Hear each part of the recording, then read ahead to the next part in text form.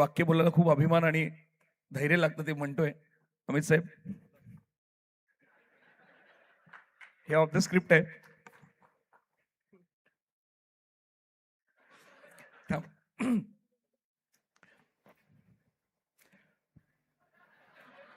आपणास विनंती आहे की आपण सभेला संबोधित करावं.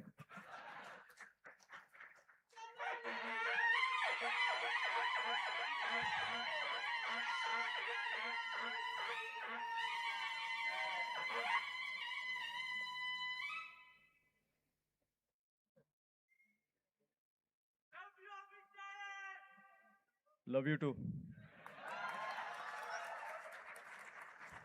हाय ग. नमस्कार.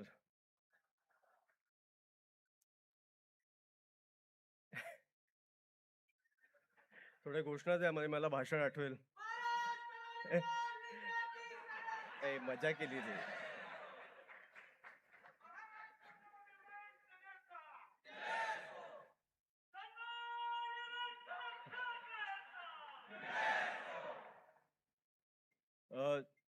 सर्वप्रथम मला वाटतं की आपलं चालू व्हायच्या आधी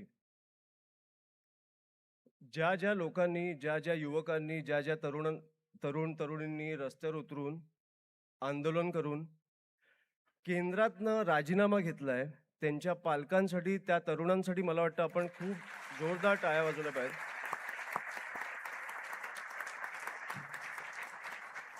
मी जेन्युइनली सांगतो, मी तुम्हाला जेन्युइनली सांगतो, मी राजसाहेबांचा मुलगा नसतो तर मी राजकारणात आलो नसतो. आणि हे मी खूप जाणून बुजून बोलतो. मी दरवेळेला बोलतो कारण मला राजसाहेब माझे वडील आहेत म्हणून नाही, ते राजकारणात आहेत म्हणून नाही, कारण माणूस प्रामाणिक आहे.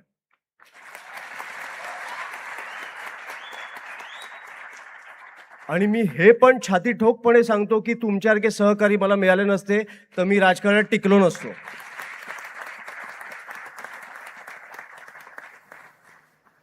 जेन्युइनली मला तुम्हाला सांगायचं आहे की जे काय आता फॉर एक्झाम्पल आपले अनेक आंदोलनं झाले गेल्या अनेक वर्षात. मला राजसाहेबांनी जेव्हा विद्यार्थी नेत्याचं पद दिलं, महाराष्ट्राचा दौरा निघाला, तुमच्यासारख्या अनेक तरुण तरुणींना भेटलो. आपण पहिलं युनिट स्थापनेचा कार्यक्रम दिला, तो तुम्ही इतक्या उत्तम प्रकारे राबवलाय. त्याच्यानंतर आपण आज इथपर्यंत आलो. मला माहित नाही मी तुमच्याशिवाय काय केलं असतं. आणि जेन्युइनली मी हे सांगतो कारण म्हणजे फॉर एक्झाम्पल आता तुम्ही आत्तापर्यंतचा दौरा झाला तो सगळे जे झाले आंदोलनं मला वाटतं विसरला पाहिजे. कारण मला आता तुम्हाला सांगायचे पण नाहीत आपण काय केलंय आणि तुम्हाला आठवतं पण मला वाटतं विसरला पाहिजे. मला माहिती आहे आपण कुठच्याही आंदोलनात थांबलो नाही जोपर्यंत यश मिळालं नाही, जोपर्यंत त्या विद्यार्थ्यांना न्याय मिळाला नाही तोपर्यंत आपण थांबलो नाही. पण आपण हे सगळे आंदोलन विसरले पाहिजे, आपण पुढे गेलो पाहिजे. कारण आता राज्याची परिस्थिती काय झाली आहे, देशाची परिस्थिती काय झाली आहे हे आपण बघितलं पाहिजे. मला वाटतं सगळं विसरलो पाहिजे, आता पुढे जायचंय. मी जेन्युइनली सांगतो. आता फॉर एक्झाम्पल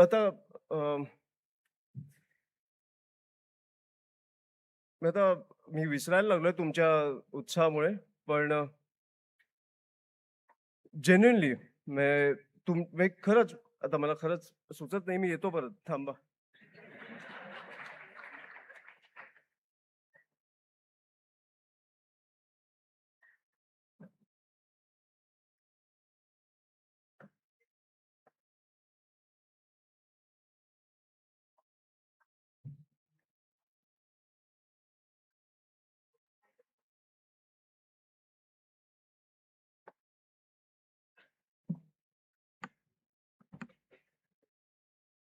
स्थिर स्थावर आहे मी.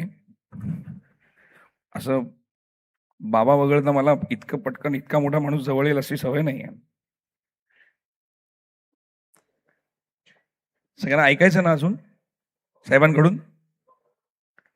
कसं असं माहितीये की काल म्हणजे माझी एक छोटीशी बगर सांगतो स्वतःचीच. कालचा अनुभव माझ्या रात्रीचा साधारण 1:30-2 वाजता. असं असतं की कुठल्याही कार्यक्रमाला गेल्यावर ना तिथल्या मुख्य प्रमुखांची आपल्याला माहिती येते आणि आपण ती फेअर करतो, निवेदक म्हणून आपण काम करतो त्याच्यावर. काल असं काहीच करायला लागलं नाही हो, फक्त लिहावं लागलं जे सगळं माहिती होतं, आणि जे सगळं माहिती होतं ते सगळं खरं खरं होतं, उघड उघड होतं. 22 वर्षात निवेदन लिहिताना फक्त ह्या 2 माणसांबद्दल लिहिताना लेखणी थांबतच नव्हती. शेवटी ते ChatGPTला वापरावं लागलं आणि सांगितलं की हे 3 पानांचं थोडंसं छोटं करून दे. ते म्हणाले की नाही, ते छोटं करण्यासाठी प्रो घ्यावं लागेल. मी म्हटलं मग मोठंच राहू दे, मग इकडे येऊन आम्ही फेअर केलं. तसंच मोठ्या साहेबांबद्दल पण जेव्हा आपण लिहितो तेव्हा विशेषण तुमच्या समोर येऊन उभी राहतात की आता वरच्या वाक्यात झालेलं आहे तर दुसऱ्या वाक्यात दुसरं आलं पाहिजे. म्हणजे इतकं ते प्रगल्भ आहे सगळं विश्व ह्या 2 माणसांचं. मला असं वाटतं ह्या दोन्हीही महान विचारवंत आणि कृतिशील विचारवंतांसाठी जोरदार टाळ्या झाल्या पाहिजेत.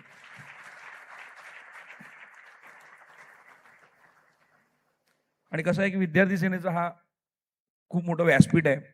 मी फक्त एकच वाक्य म्हणतो की निवेदन क्षेत्रात येण्याच्या अगोदर मला घरात ही लढाई करायला लागली होती.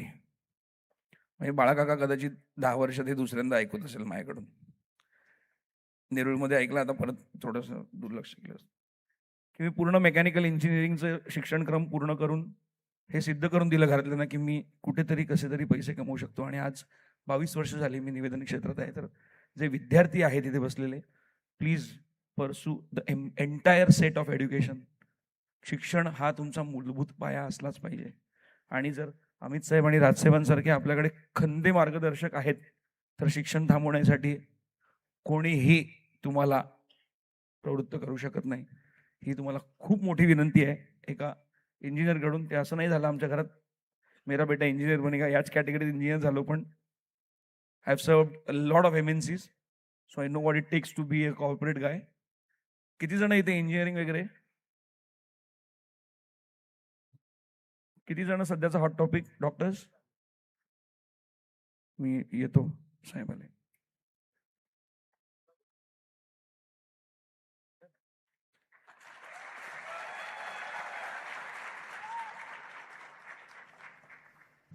मी खरंच काय पाठ करून नाही आलोय म्हणून, पण तुमच्या ताकदीमुळे मला जरा धडकी भरली. मी जेन्युइनली सांगतो, मी आज आता आधीचं आठवते ना का परत बोलू? पण जेन्युइनली मला आजपर्यंत आपण कामं केलेली तुम्ही विसरून जा. ह्याच्या पुढे आपल्याला काय करायचं हे लक्षात ठेवा. मला वाटतं की तुमची ताकद तुम्हाला कळली पाहिजे. आजपर्यंत म्हणजे आता तुम्ही गेल्या आठवड्यात बघा, आपण जेव्हा व्हॅनमधनं लोकांना बाहेर काढत होतो, विद्यार्थ्यांना बाहेर काढत होतो, हा माझ्यात कॉन्फिडन्स कुठून आला? तर मला माहिती आहे की तुमची ताकद माझ्या मागे आहे आणि राजसाहेब ठाकरे नावाची एक शक्ती माझ्या मागे आहे. म्हणून मला वाटतं की हा कॉन्फिडन्स माझ्यात आला.